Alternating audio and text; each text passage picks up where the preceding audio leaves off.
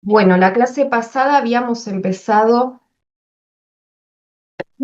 a explicar la escuela Spanda, que es una de las cuatro escuelas que componen la filosofía del Tricá.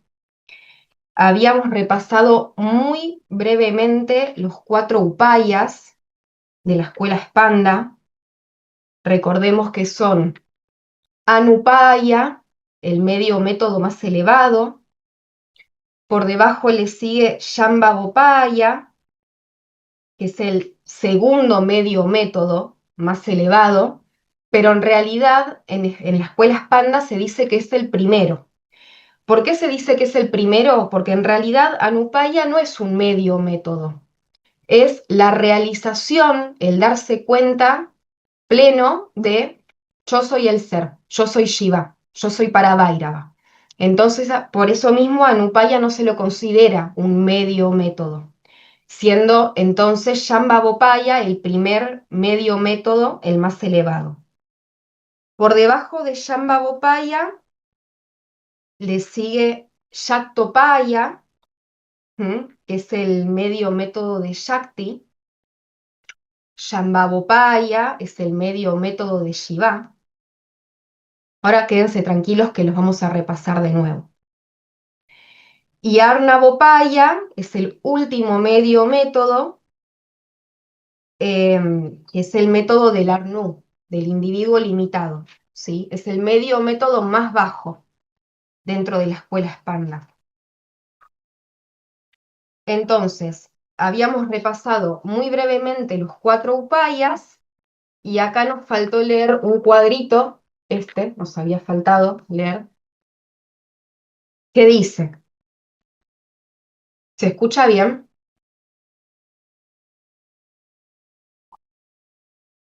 El cuadrito dice, vamos a resumir todos los upayas en el siguiente cuadro. Entonces, para que ustedes lo tengan más fresco, ¿m? Anupaya utiliza el punto de vista de Paravairava, ¿sí? Entonces, cuando decimos Anupaya, ustedes automáticamente tienen que recordar que Anupaya utiliza el punto de vista de Paravairava. ¿Por qué? Porque, como dije recién, en Anupaya hay iluminación instantánea. O sea, el discípulo se reconoce automáticamente como Paramashiva o Paravairava. No hay medio método en Anupaya. Simplemente el gurú le dice al discípulo, vos sos Paravairava, vos sos la realidad suprema, y el discípulo automáticamente se identifica con Paravairava y realiza el ser. Por ende, no hay medio ni método en Anupaya, y Anupaya, al mismo tiempo, es el estado en el cual moran los liberados, ¿sí? Los liberados, obviamente, no están haciendo ninguna práctica espiritual, ya no tienen prácticas, no tienen restricciones, no hay camino, no hay nada por hacer. Entonces, en Anupaya hay plena realización, pleno reconocimiento del ser. Bien. Por debajo de Anupaya le sigue Shambhavopaya. Bien, Shambhavopaya, cuando a ustedes se les dice Shambhavopaya, tienen que recordar automáticamente que Shambhavopaya utiliza el punto de vista de Shiva. ¿Mm? El punto de vista de Shiva, a diferencia del punto de vista de Paravairava, ya lo vamos a ver más adelante esto, pero se refiere cuando decimos Shiva, en este caso, a la conciencia interna libre de pensamientos, a la propia conciencia de ser libre de pensamientos. Entonces, Shambhavopaya utiliza el punto de vista de Shiva, de la conciencia, del testigo trascendental. Entonces, el método en Shambhavopaya es únicamente permanecer en un estado completamente libre de vikalpas o pensamientos. ¿Sí? En Shambhavopaya no hay ningún soporte. En Shambhavopaya no hay que hacer nada.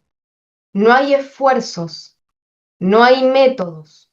No hay prácticas espirituales. No hay que hacer absolutamente nada en Shambhavopaya.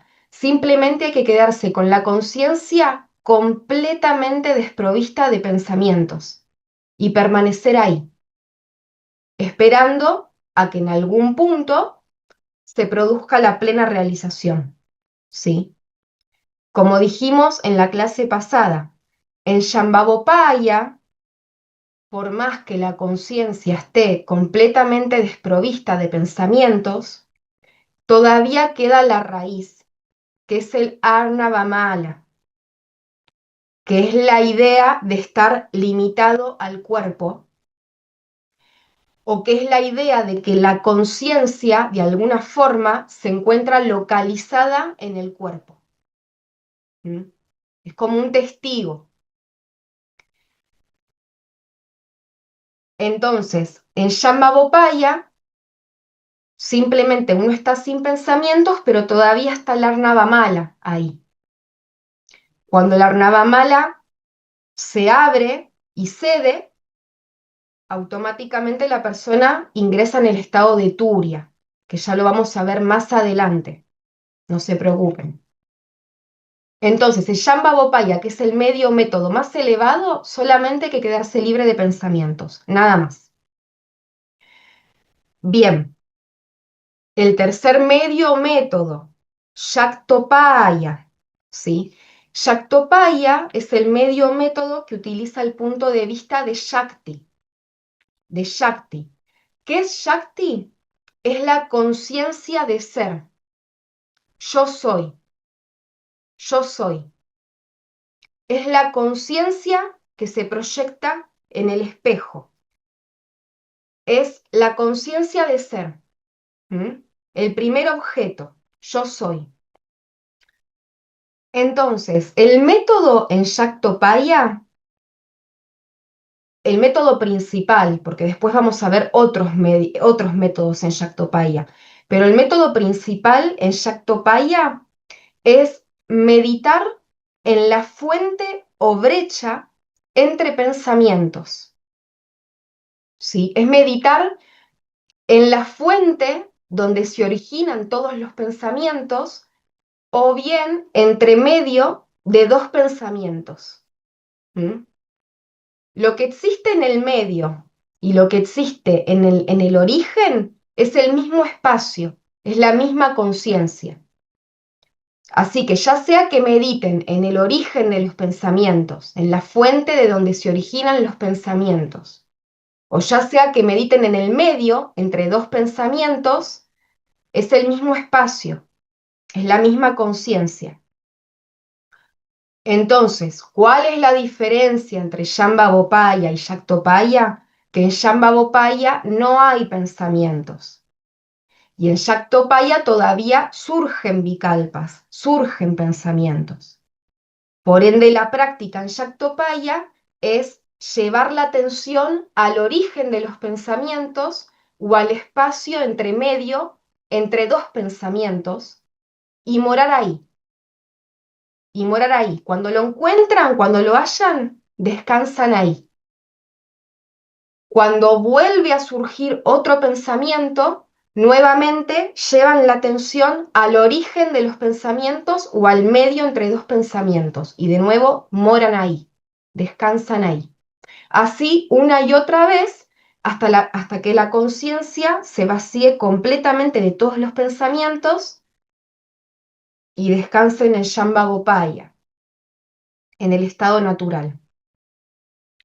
Bien, eso es Shaktopaya.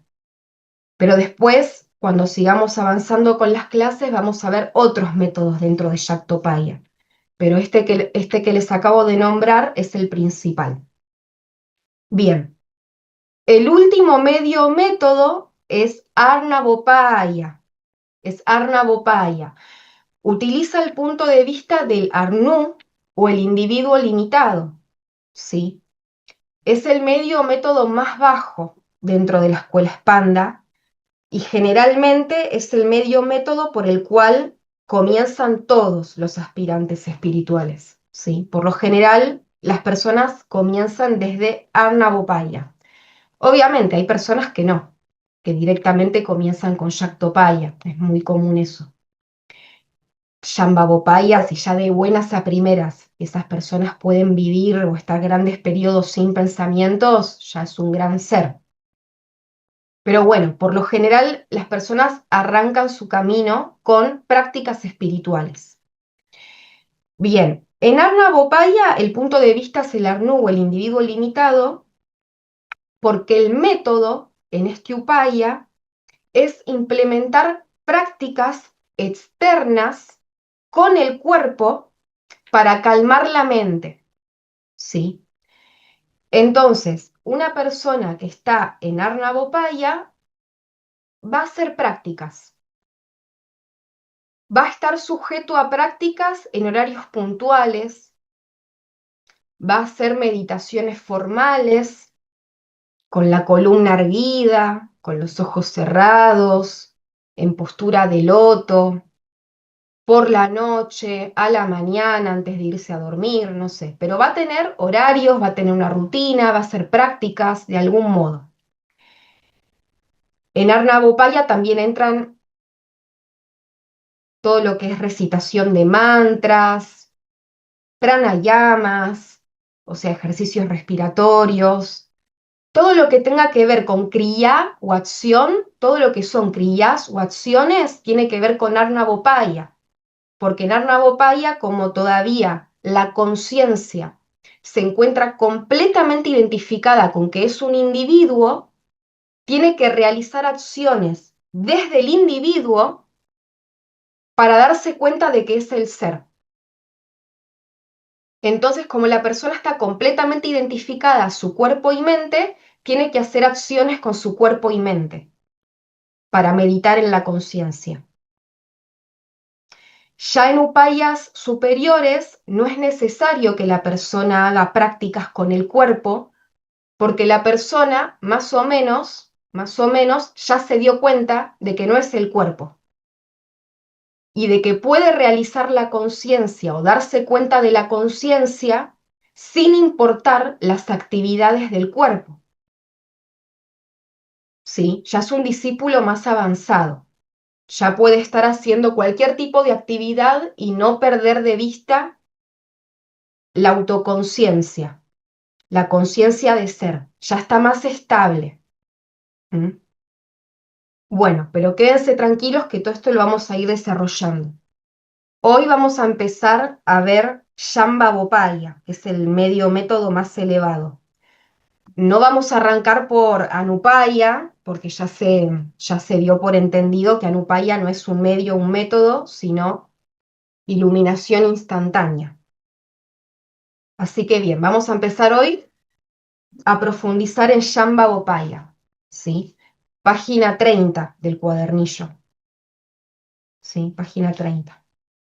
Bueno, empiezo a leer.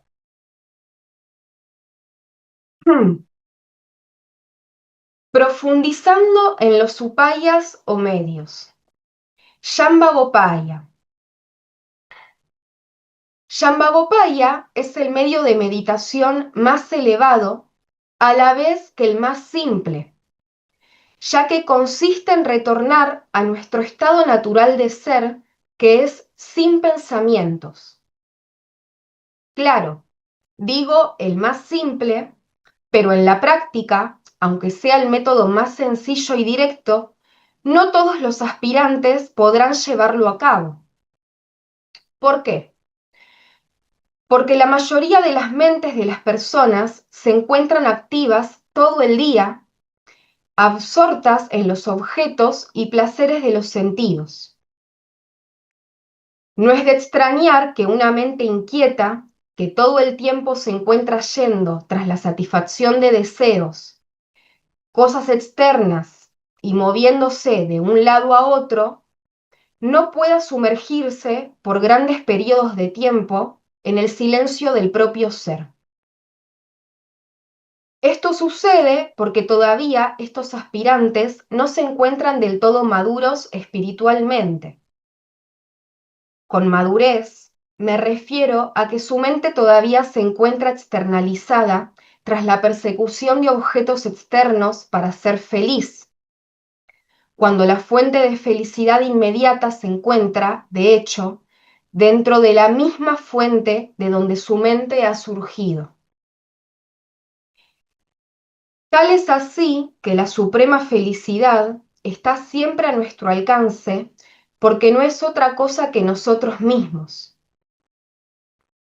Cuando comenzamos a buscar la plenitud que ha sido velada por el Árnava Mala fuera de nosotros mismos, esta plenitud que somos queda cubierta al igual que un inmenso sol cuando es tapado por las gigantescas nubes. Lo mismo sucede con el radiante sol de la conciencia. La conciencia pura, tú mismo, es dicha perfecta y bienaventuranza. Pero ¿qué hacemos?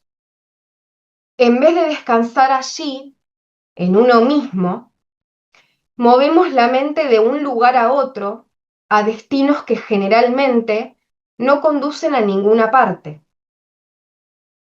En Tricá, ir hacia alguna parte significa ir hacia el reconocimiento del propio ser mediante el sumergimiento de la mente en su propia fuente. Enfatizo en la palabra reconocimiento y no conocimiento, ya que no se trata de conocer algo por fuera de nosotros mismos, sino de reconocernos a nosotros mismos como la conciencia testigo que ya somos. Entonces, Shambhavopaya es un medio que requiere de aspirantes de alto calibre. ¿Y qué significa que sean de alto calibre? Significa que su nivel de entrega y consagración a su propio ser sea lo suficientemente alto como para permanecer pasivos, con la mente volcada hacia adentro y la conciencia totalmente desprovista de pensamientos por grandes periodos de tiempo, o al menos cantidades de tiempo considerables.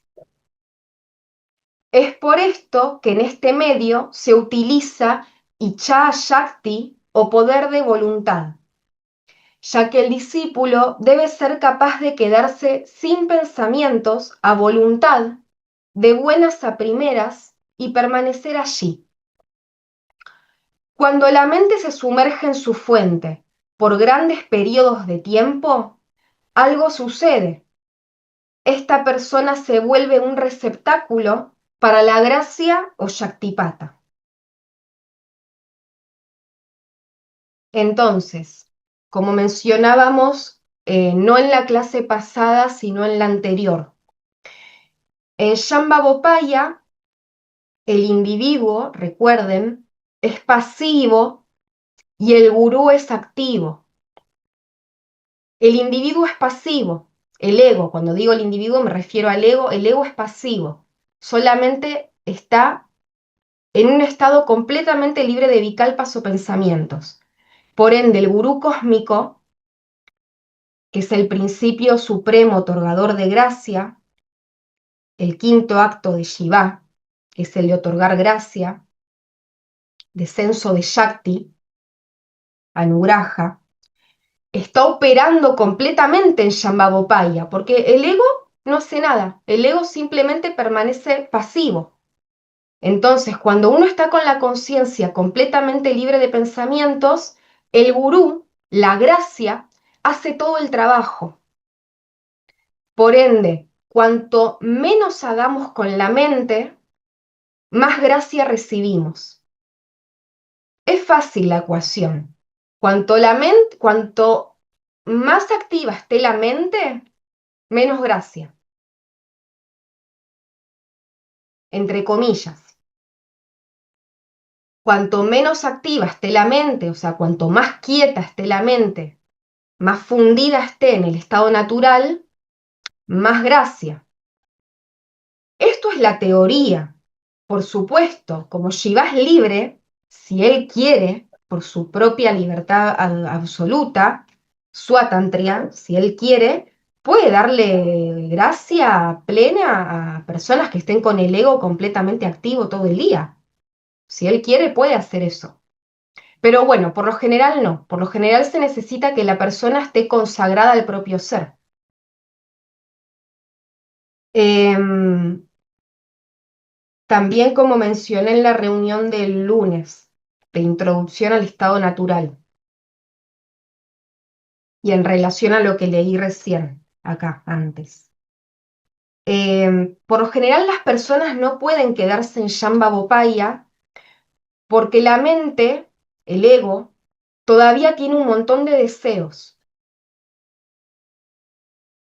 Entonces, como individuos, cuanto más deseos tenemos, como naras, como individuos, es difícil que la mente se quede pasiva, que la mente se quede quieta, porque todo el tiempo está yendo tras la persecución de deseos para ser feliz. Entonces, cuanto más deseos tenga una persona, es más difícil que pueda morar naturalmente en un estado libre de pensamientos, porque todavía le queda karma por liquidar, le queda karma por cumplir.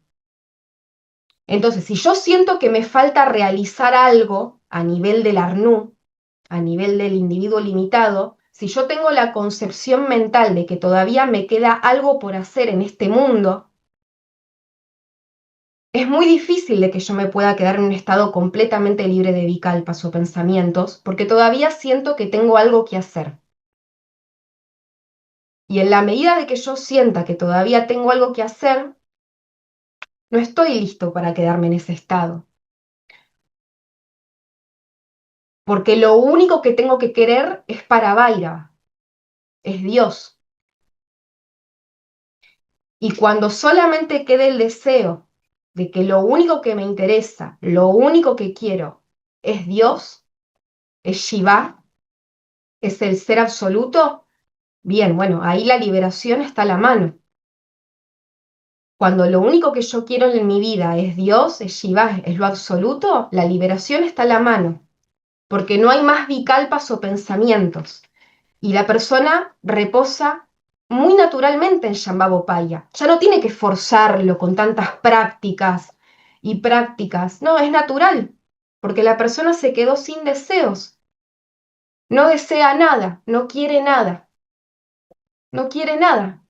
Entonces solamente reposa ahí, en el estado natural de ser, en Sat, esperando a que la realidad última se revele. Nada más queda por hacer. Entonces, ¿qué es la gracia o Shaktipata? ¿Qué es la gracia o Shaktipata? Shaktipata es descenso de Shakti, poder. En otras palabras, poder proveniente del propio ser, que es Dios. Es un poder tan poderoso que es capaz de barrer con todas las improntas residuales, samskaras, que producen esclavitud.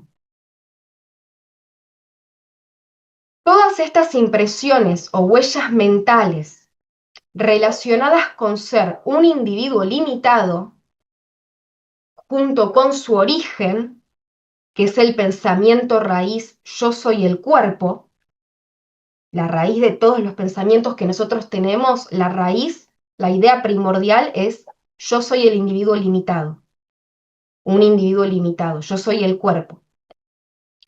Entonces, todos los samskaras, todas las impresiones residuales que atañen al individuo limitado, junto con la idea raíz, yo soy un individuo limitado, son barridos completamente de la conciencia por la fuerza de este poder, la gracia o Shaktipata.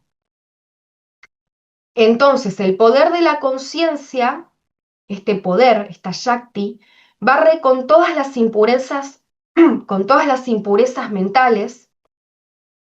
Cuando decimos impurezas en Trika, nos referimos a las limitaciones o contracciones, ¿sí? No es porque haya algo impuro en el ser, en Shiva.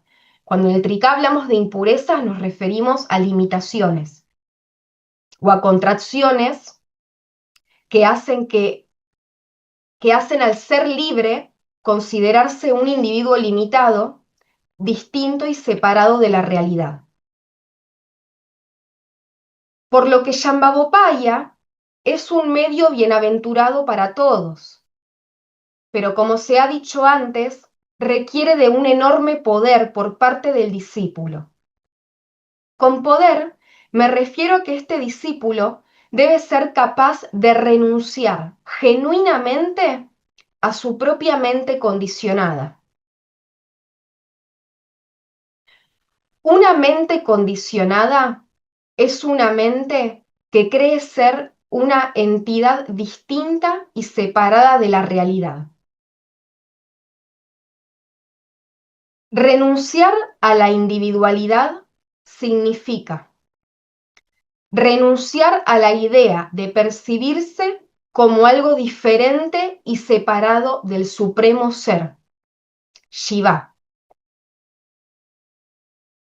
Una forma de morir a este sentido de individualidad es, paradójicamente, considerando a todo como el ser, incluso a la propia mente. Cuando alguien tiene esta actitud, todo es el ser, incluso mi mente andando ahora mismo, esto conduce a un estado de indiferenciación donde no se puede distinguir al ser del no ser. Es decir, se realiza que todo es el ser.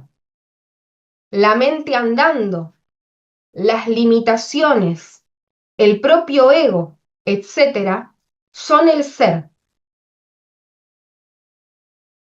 De esta manera, y manteniendo firmemente la actitud antedicha, la mente se aquieta por completo y sin esfuerzo alguno al no considerar a nada como algo distinto o separado de uno mismo.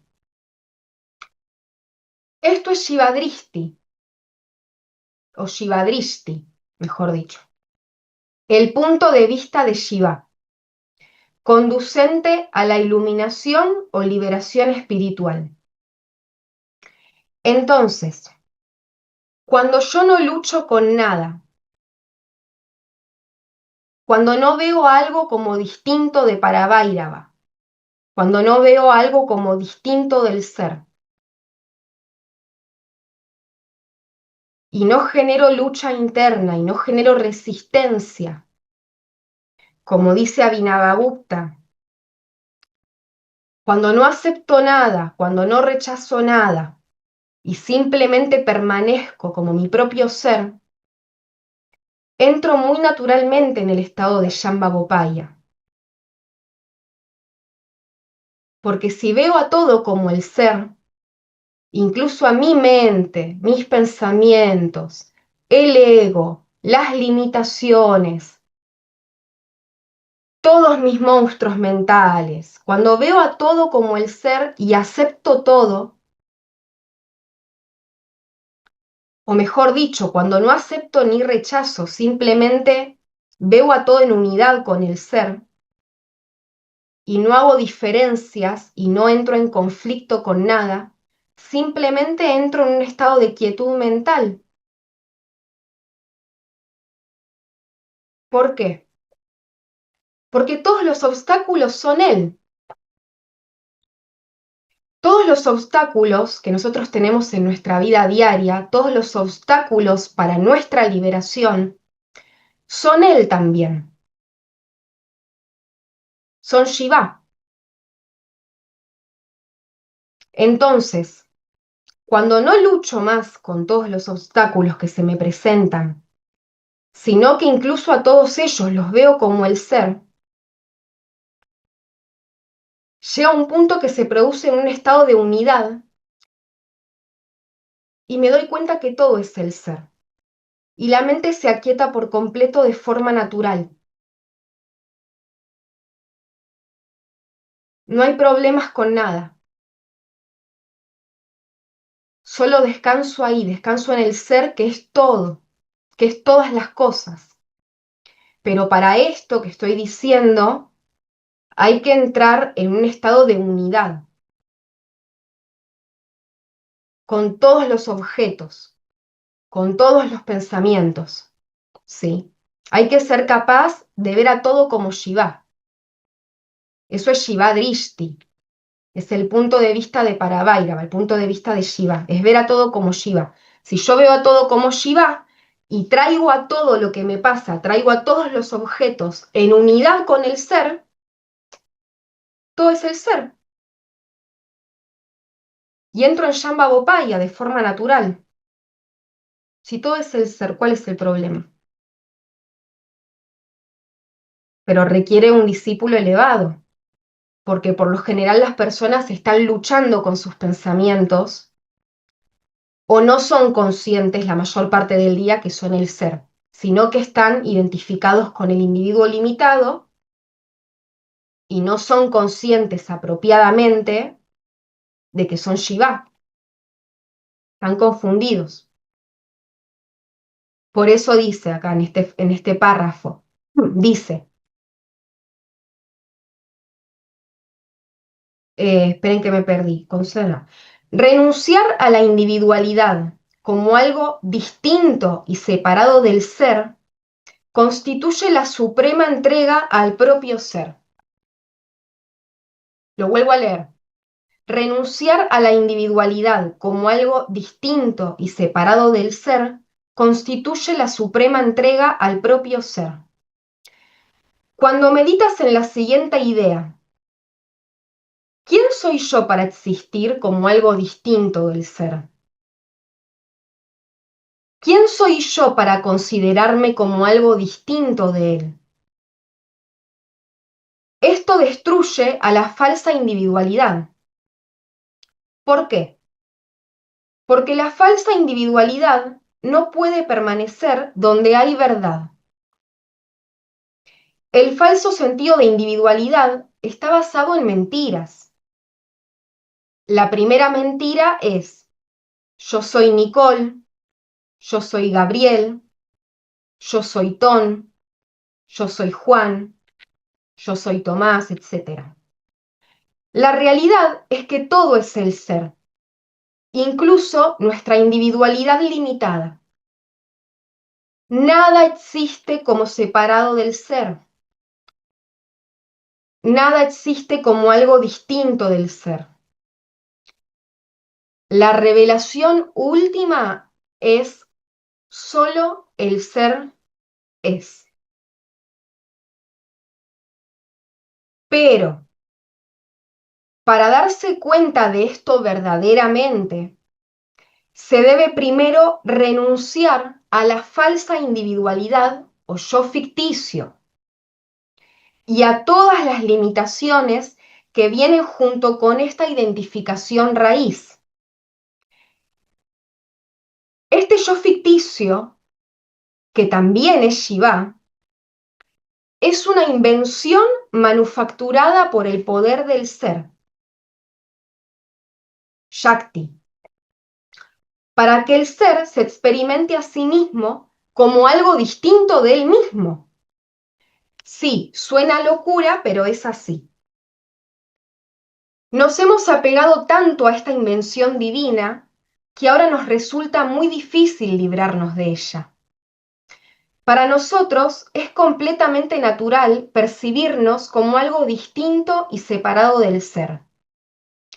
Tal es así que ahora debemos renunciar a nuestra amada invención para poder reconocernos nuevamente como lo que realmente somos. Esto puede sonar como algo sencillo, pero no lo es, puesto que el yo ficticio está basado en mentiras y nosotros estamos totalmente aferrados a estas mentiras. Algunas de estas mentiras a las que nos aferramos son: soy hombre o mujer, soy limitado, necesito a alguien para ser feliz, si no logro esto o aquello estaré triste por siempre, necesito estar aquí o allí, o no estoy aquí o allí, etc. Todas estas mentiras surgen como producto de la suprema contracción, el Arnava Mala y el resto de las limitaciones. Hemos abrazado todas estas ideas erróneas y ahora nos resulta muy difícil salir de ellas. Por esto, renunciar a todas estas nociones nos resulta muy doloroso, ya que hemos basado todo nuestro sentido de identidad en ellas. Ciertamente, cuando estas nociones comienzan a morir, se siente como que uno está muriendo. Cuando estas nociones comienzan a morir, sentimos como que nosotros estamos muriendo. Pero en realidad, lo que se está muriendo es la identificación con este ego o yo inventado. Al reducirse el ego o yo inventado, el yo real, que es la conciencia, amanece, amanece, es decir, comienza a revelarse. Por eso, generalmente, aunque existan excepciones, el proceso de despertar es gradual. Como dije antes, ¿por qué es gradual? Porque todavía hay muchas nociones erróneas acerca de que nosotros somos un individuo. Y el Arnavamala nos hace creer que como individuos necesitamos cosas para ser feliz. Necesitamos objetos, necesitamos experiencias. Por eso el Arnavamala es falta de plenitud. No nos sentimos plenos en nosotros mismos. ¿Mm? ¿Y por qué no nos sentimos plenos en nosotros mismos si nosotros ya somos el ser? ¿Por qué? Si nosotros ya somos el ser, ¿por qué no nos sentimos plenos en nosotros mismos? Ah, porque todavía nos seguimos identificando con el individuo limitado. Entonces, todo bien con la teoría, todo lindo con la teoría. Acá hay mucha gente que ya se aprendió de memoria que yo soy Shiva, yo soy Shiva, yo soy el ser, yo soy el ser. Sí, bárbaro, lo pueden repetir como loros todo el día, pero en tanto y en cuanto ustedes sigan teniendo la concepción de que necesitan algo para ser feliz o que de alguna forma todavía, por una razón u otra, no se sienten plenos completamente, es porque no se dieron cuenta de que son Shiva.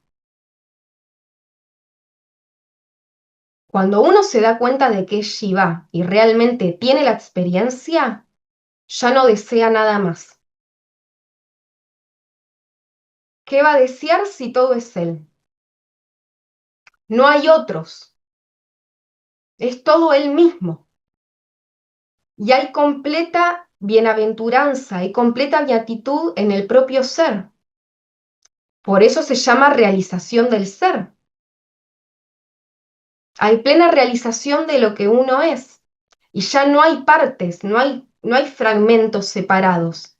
Todo es el ser, todo es Shiva. Así que no tiene que ver con decir yo soy Shiva, yo soy Shiva, yo soy Shiva. No, tiene que ver con realmente tener la experiencia de la plenitud de Shiva. De la plenitud de Shiva, porque Shiva es pleno. Shiva es pleno por completo. Es dicha autónoma. Es dicha por el simple hecho de existir, de ser, de Sat, de ser supremo Sat, suprema existencia. No necesita nada más.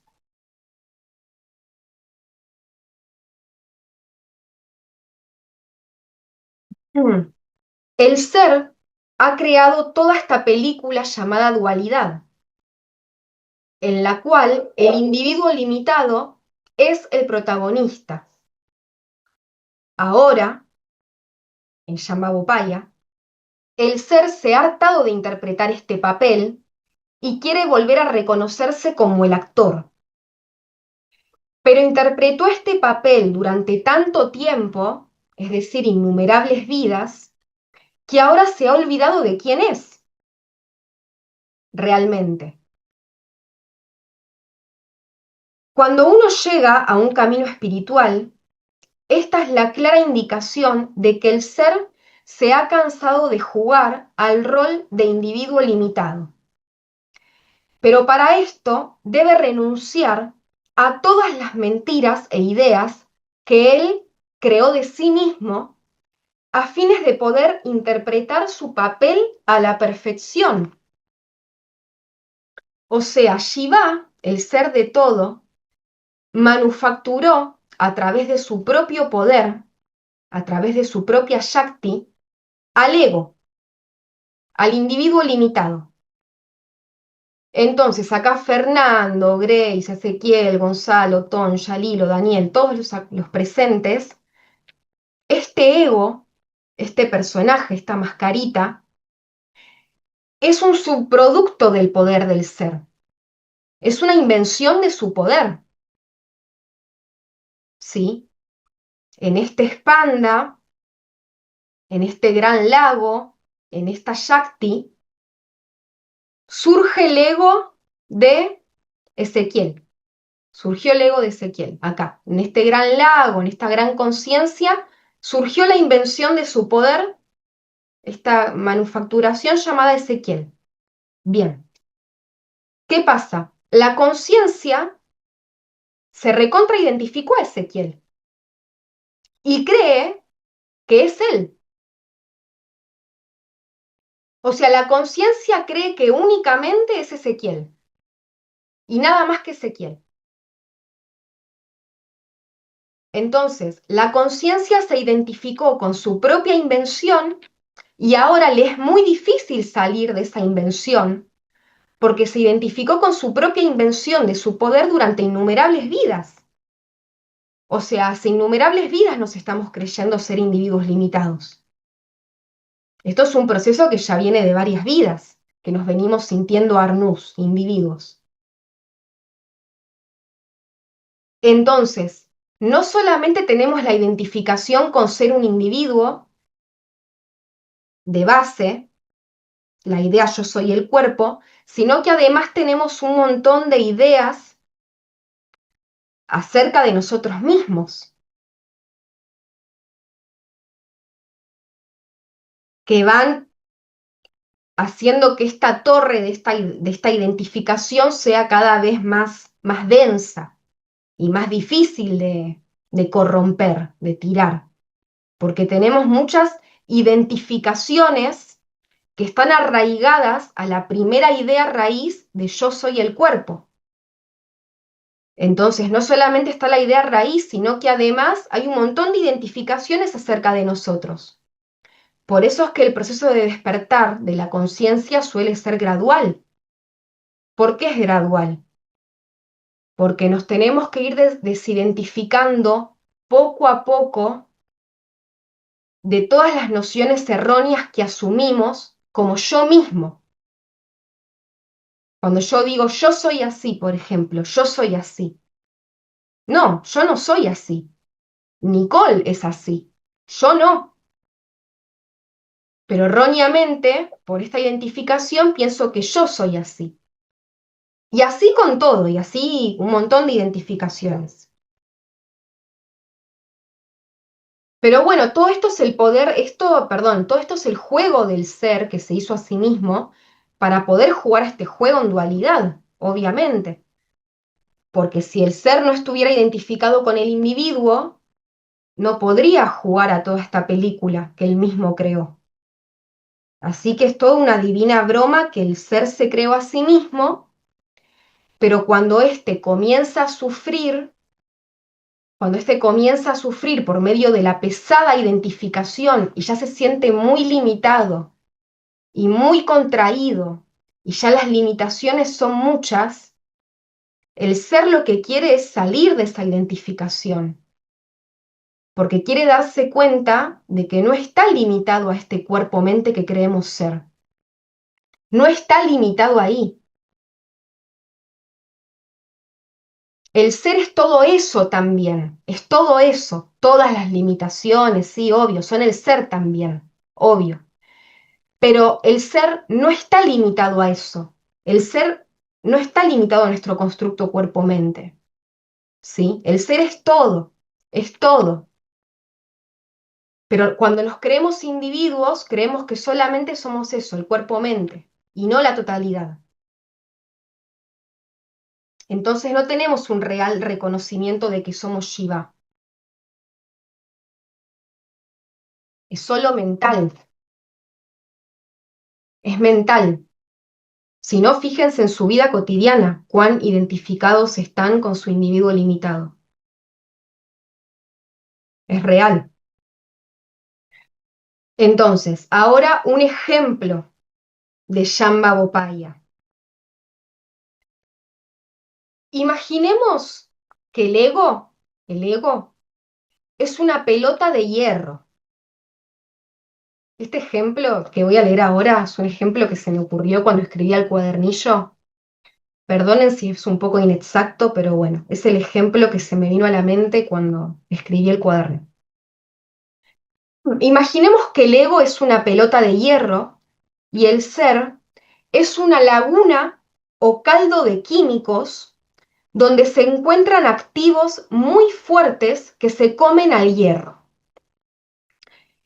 Cada vez que la pelota se sumerge en esta fuente, ocurren muchos procesos invisibles allí, o sea, dentro de este gran caldo de químicos.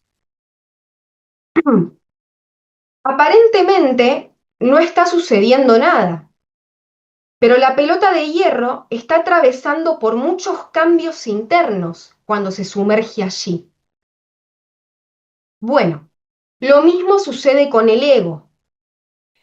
Cada vez que el ego se sumerge en su fuente, es decir, el ser, recibe una especie de tratamiento invisible que es altamente poderoso. De esta manera, cada vez que la pelota de hierro es extraída de este gran caldo químico, su color es distinto y su tamaño es cada vez más pequeño.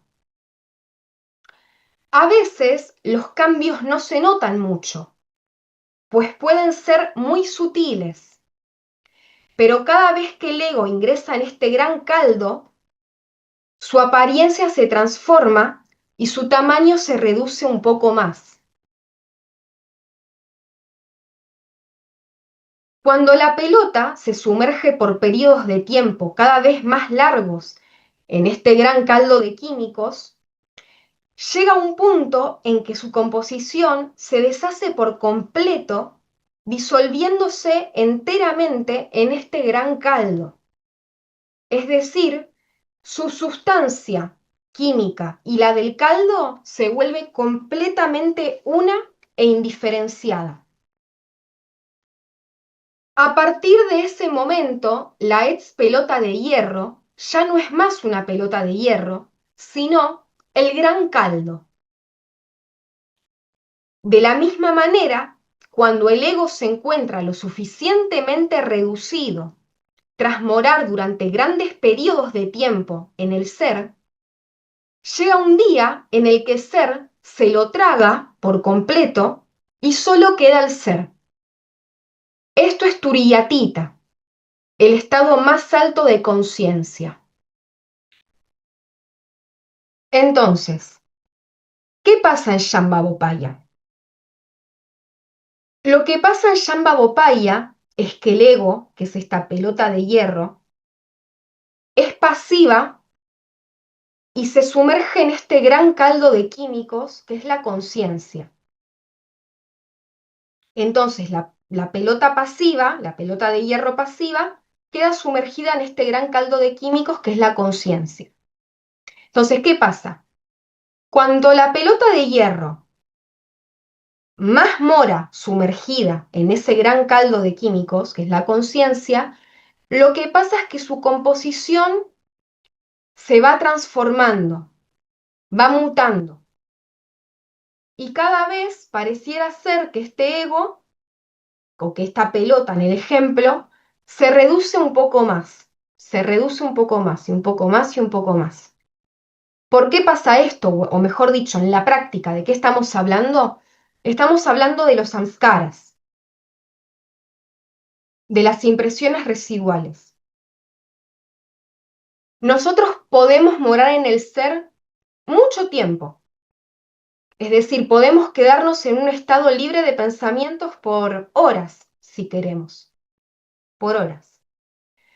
Pero en tanto y en cuanto todavía, raspando en la olla, como se dice, quedan ideas sutiles, ideas preconcebidas o nociones, improntas, que de alguna forma nos vinculen a la idea de ser un individuo, eso hace que el ego no pueda colapsar por completo y volverse uno con ese gran caldo de químicos, que es la conciencia. Porque es como que la conciencia o ese caldo lo vuelve a escupir. Es como que lo escupe por fuera de la olla, porque todavía quedan improntas residuales, quedan ideas preconcebidas que tienen que ver con la idea de ser un individuo. Entonces, cuando el ego se sumerge en la conciencia lo que hace es que va limpiando esas improntas. Con limpiando me refiero a lo que hablamos, que la gracia lo que va haciendo es que va quitando todas las identificaciones erróneas con ser el individuo. Entonces la gracia va simplemente quitando todas esas improntas residuales. Y llega un punto que cuando el ego es muy pequeño y ya está muy reducido, por haber morado por grandes periodos de tiempo en el silencio del ser, en el silencio del yo, de la conciencia, llega un punto que el ser, ¡pum! O sea, el ego está así y el ser, ¡pum! Se lo traga por completo. Y solo queda el ser. Y solo queda Dios, Shiva. Por eso en Shambhavopaya el ego es pasivo, pero el ego sigue estando. Solo que está quietito, no habla, no dice nada, pero el ego sigue ahí. Cuando el ego ya es lo suficientemente pequeño, chiquitito, como decimos en Argentina, el ser se lo come. ¡Pum! El ego colapsa, el Arnavamala colapsa y solamente queda el ser. Este es el ejemplo que daba del gran caldo de químicos y la pelota de hierro. A esto me refería. Entonces, durante este estado, o sea, en Turiyatita, cuando el ser se traga completamente al ego, se experimenta Shiva Shakti Samarasya. Shiva Shakti Samarasya. ¿Qué es eso? Es un estado indiferenciado donde la dualidad en la forma de Shiva y Shakti, es decir, en la forma de sujeto y objeto, desaparece por completo. O sea, ya no hay más dos, ya no hay más el ego y el ser. El ego se funde completamente en el ser. El ego se funde completamente en el ser y solo queda el ser. Por ende, ya no hay dos, ya no hay el ego y el ser, solamente queda el ser.